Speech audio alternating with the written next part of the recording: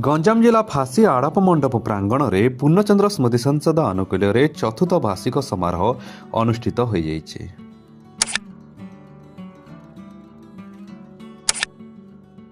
ପ୍ରତିଷ୍ଠାତ୍ରୀ ତଥା ସଭାନେତ୍ରୀ ପ୍ରମିଳା ପାଣିଙ୍କ ଆୟୋଜନାରେ ଯୁବକବି ରାଇରଞ୍ଜନ ନନ୍ଦଙ୍କ ସଂଯୋଜନାରେ ଆୟୋଜିତ ଉତ୍ସବକୁ ଜାତୀୟ ଓ ଅନ୍ତର୍ଜାତୀୟ କବି ମୁଖ୍ୟ ଅତିଥି ଡକ୍ଟର ପ୍ରସନ୍ନ କୁମାର ଦଳାଇ ମୁଖ୍ୟ ବକ୍ତା ଭାବରେ ଶ୍ରୀମତୀ ନର୍ମଦା ଡୋରା ଯୋଗ ଦେଇଥିଲେ। ଆମନ୍ତ୍ରିତ ଓ ସମ୍ମାନିତ ଅତିଥିମାନେ ଓଡ଼ିଆ ଭାଷା ସାହିତ୍ୟ କବିତାର ଉନ୍ନତି ଦିଗରେ ବହୁବିଧ ଆଲୋଚନା କରିଥିଲେ। ନିମନ୍ତ୍ରିତ ହୋଇ ଆସିଥିବା କବିମାନେ କବିତା ପାଠ କରିଥିଲେ। ପ୍ରମିଳା ପାଣିଙ୍କ ଦ୍ୱାରା ଲିଖିତ ପୁସ୍ତକ ଭୁଲି ହୁଏନା ଅତିଥିମାନଙ୍କ ଦ୍ୱାରା ଉନ୍ମୋଚିତ ହୋଇଥିଲା।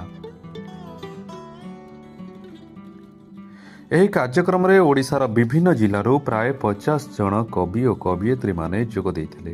ଏହି ମହତ୍ କାର୍ଯ୍ୟରେ ଅଂଶଗ୍ରହଣ କରିଥିବା ସମସ୍ତ କବି ଓ କବିୟତ୍ରୀମାନଙ୍କୁ ଅନୁଷ୍ଠାନ ପକ୍ଷରୁ ସମ୍ମାନପତ୍ର ଓ ପୁଷ୍ପଗୁଚ୍ଛ ଦେଇ ସମ୍ମାନିତ କରାଯାଇଥିଲା।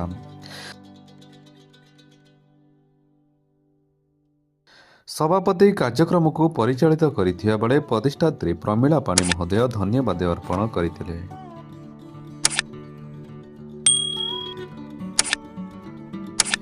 ବ୍ରହ୍ମପୁର ସତ୍ୟବ୍ରତଙ୍କ ରିପୋର୍ଟ, RM ନ୍ୟୁଜ୍ 8।